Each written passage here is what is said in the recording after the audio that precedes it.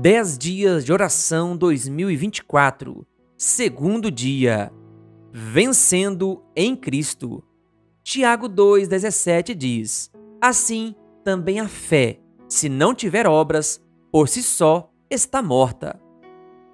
Algumas pessoas plantaram a ideia de que a Bíblia é um livro cheio de contradições. Aqueles que expressam isso tentam demonstrar que não existe harmonia doutrinária e temática entre o Antigo e o Novo Testamento. Essa incoerência também estaria presente entre alguns escritores bíblicos que ensinam algum tipo de crença que, em teoria, é refutada por outro autor que diz algo completamente diferente. Um dos exemplos mais conhecidos é conceituar que existe uma discordância doutrinária entre Paulo e Tiago. Enquanto o primeiro promulga que o ser humano é justificado pela fé sem as obras da lei, Romanos 1, versículo 17, Romanos 3, versículo 28, Gálatas 2, versículo 16 e Efésios 2, versículo 8 e 9. O segundo afirma que uma pessoa é justificada pelas obras e não somente pela fé, Tiago 2, versículo 24. No entanto, essa não é uma contradição, nem reflete algum tipo de desarmonia bíblica.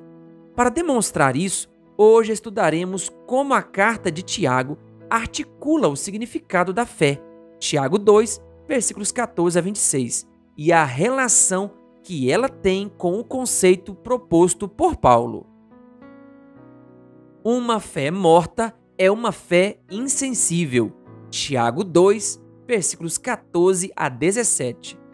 Tiago, que se apresenta como servo de Deus e Jesus, Tiago 1, versículo 1, estrutura sua argumentação a partir de uma série de perguntas retóricas que buscam levar os leitores que leram a carta a refletir sobre o significado da fé. O público que ouviu a leitura da epístola há 2000 anos não difere muito em termos eclesiásticos da nossa vida.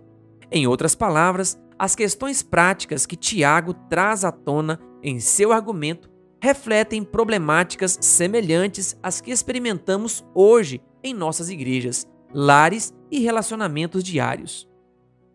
Tiago inicia seu raciocínio questionando a fé de seus ouvintes. De que serve, pergunta Tiago, alguém dizer que tem fé e não ter obras? Será que esse tipo de fé pode salvá-lo? Tiago 2, versículo 14. A preocupação de Tiago é com o comportamento de um crente que aparentemente afirma que, para ele, o valor da fé está na matriz intelectual que lhe permitiu crer e aceitar a salvação divina. No entanto, para Tiago, a fé não tem apenas um caráter teórico. Em termos bíblicos, Tiago compreende a proclamação de quem serve. Para ilustrar o que significa ter fé, Tiago conta a história de uma pessoa que não tem com que se vestir e carece do alimento diário. Tiago 2, versículo 15. É difícil determinar se o relato é real ou fictício, ainda que tenhamos evidências para afirmar que esse era um problema comum no primeiro século, como continua sendo hoje. Um escrito do Novo Testamento que atesta sobre esse problema é a primeira epístola de João, que foi composta vários anos depois da carta de Tiago. Aqui, João se pergunta como o amor de Deus pode habitar em uma pessoa que possui bens materiais, enquanto vê que seu irmão está passando algum tipo de necessidade e não sente o desejo de ajudá-lo. 1 João 3, versículo 17. Para espanto e vergonha de seus ouvintes, Tiago relata a reação do crente que tem uma fé sem obras, ao ver uma pessoa que está nua e com fome. A Nova Versão Internacional traduz de uma maneira clara e moderna essa expressão, contextualizando o que um crente do século XXI, alguém como você e como eu, poderia ter dito 2000 anos atrás. Vá em paz, aqueça-se e alimente-se até satisfazer-se. Tiago 2, versículo 16. A locução, que é irrisória e triste, exemplifica quão desnecessárias são as palavras nos momentos em que se espera ação. O que o suposto crente diz, não há dúvida alguma, não é nada hipotético, pois parece descrever o que muitos de nós poderíamos em algum momento ter dito àquele que sofre. Assim, Enquanto João questiona até que ponto o amor de Deus pode habitar em uma pessoa que fecha seu coração contra o próximo, 1 João 3, versículo 17, Tiago responde que é porque a sua fé está morta, Tiago 2, versículo 17.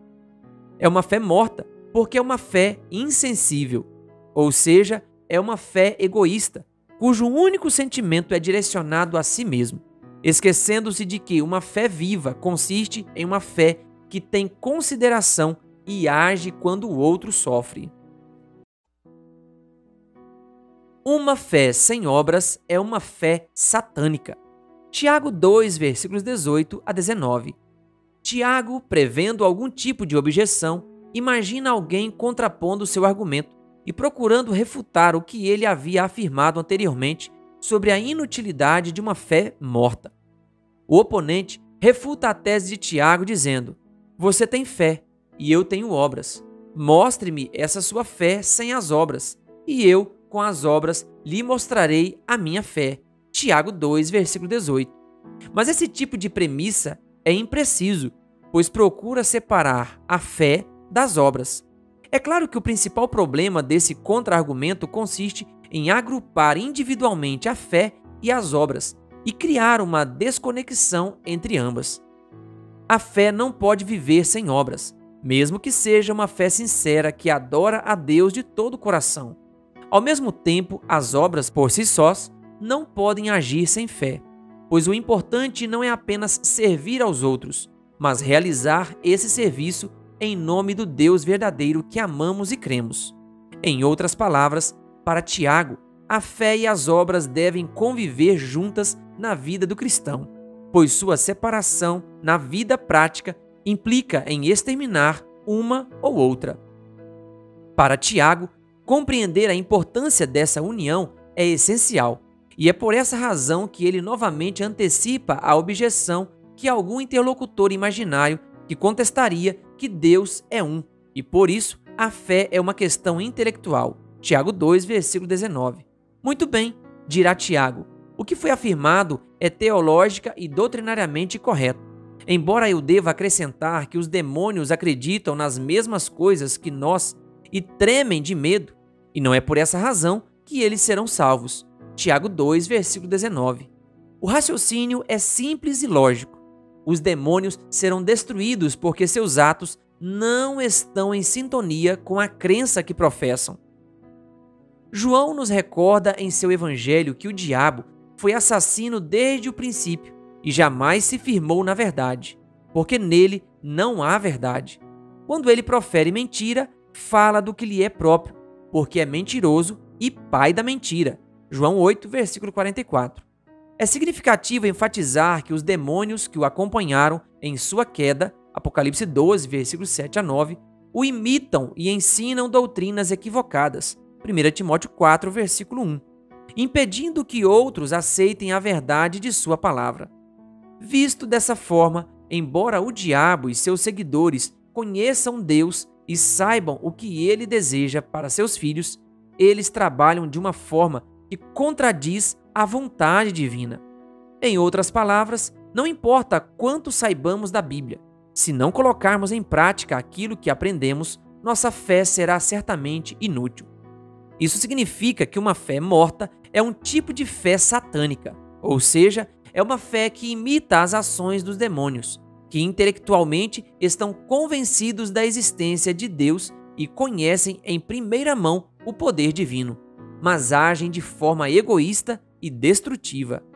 Embora vivamos em um mundo que é inerentemente corrupto e egocêntrico, o Evangelho de Cristo nos convida a viver para o outro e a proclamar a fé na qual acreditamos, em atos concretos e vivos. Mateus 5, versículos 16, Mateus 25, versículos 35 a 40. Tiago nos diz que a religião pura e sem contaminação consiste em refrear a nossa língua.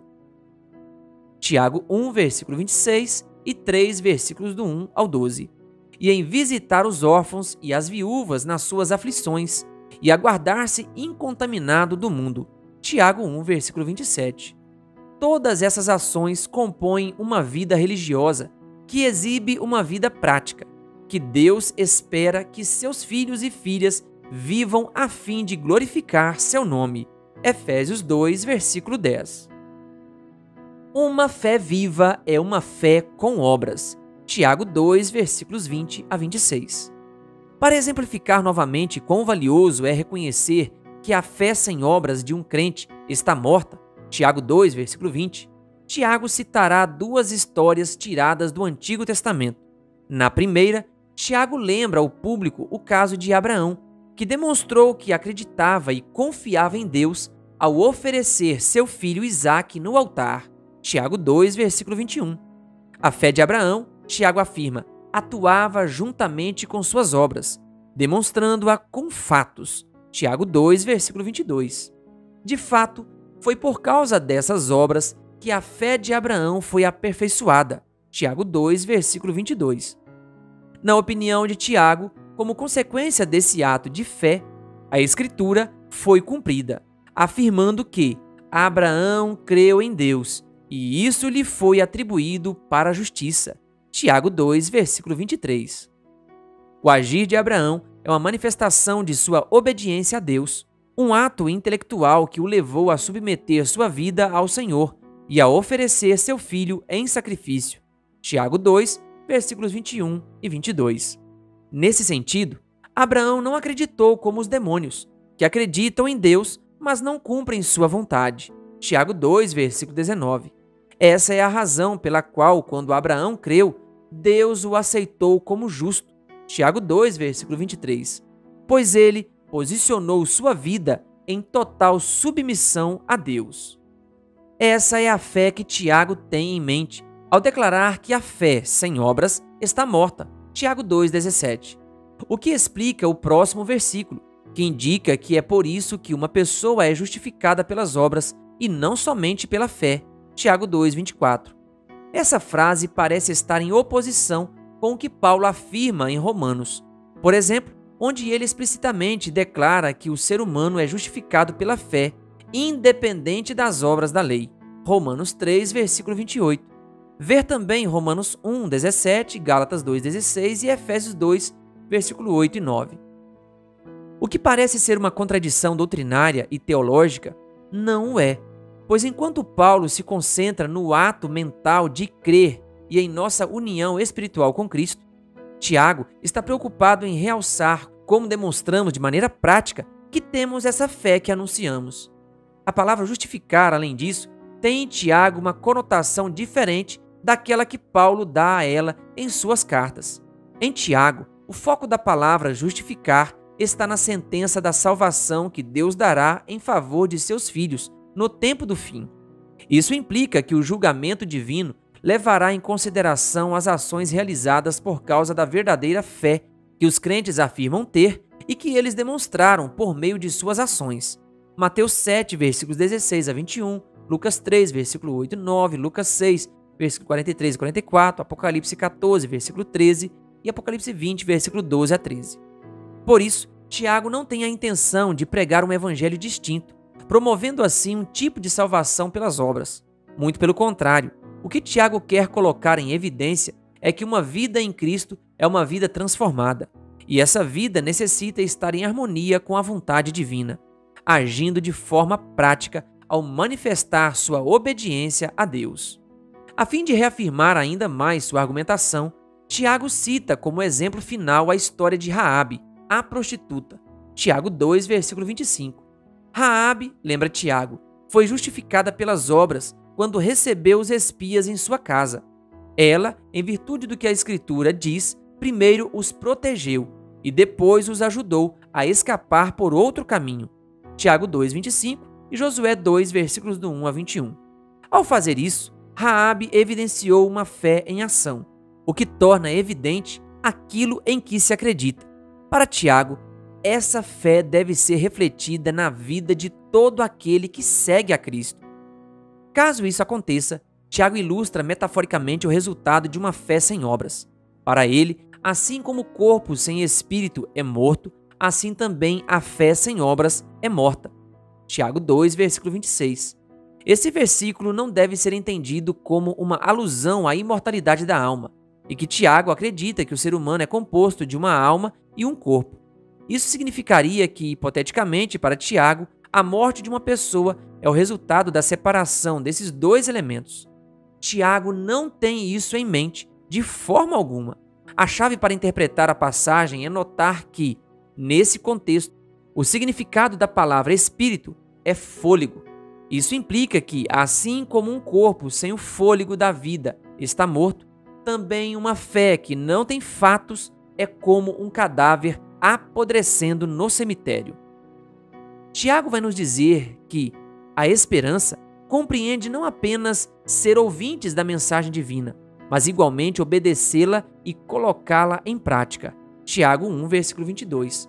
Aquele que ouve o evangelho sem fazer o que é dito é como aquele que se olha no espelho e depois vai embora e esquece quão mal que estava. Tiago 1, versículos 23 e 24. Por essa razão, Tiago nos aconselha a meditar incansavelmente na perfeita lei da liberdade e perseverar nela, não sendo ouvinte que logo se esquece, mas operoso praticante. Tiago 1, versículo 25. Conclusão: não existem contradições no texto bíblico, muito menos desarmonia doutrinária entre o pensamento de Paulo e Tiago. Paulo tem em mente a fé que opera em benefício da salvação do ser humano, enquanto Tiago se refere à demonstração da fé. Tiago nos diz que a fé pode ser uma fé morta e até satânica. E isso ocorre quando nos tornamos insensíveis com o nosso próximo, ou desobedecemos à vontade de Deus. Por essa razão, a fé deve deixar evidente que somos seguidores do Mestre. E, para que isso seja uma realidade, nosso comportamento deve estar em concordância com a revelação divina. Convite. Embora a fé seja um sentimento para alguns, ou simplesmente uma aceitação mental, para o crente, ela envolve experimentar uma vida de obediência. É por meio dessa fé viva que nossas ações pregam com uma força maior e mais convincente a um mundo que não apenas espera escutar teorias teológicas, mas também ver como a fé do Evangelho nos transformou de uma maneira prática.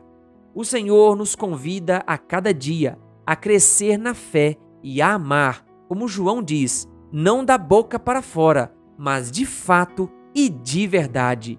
1 João 3, versículo 18. Querido ouvinte, que Deus lhe abençoe. Se você ainda não é inscrito no canal O Bom da Bíblia no YouTube, se inscreva e ative o sininho das notificações. Canal O Bom da Bíblia, compartilhando a Palavra de Deus.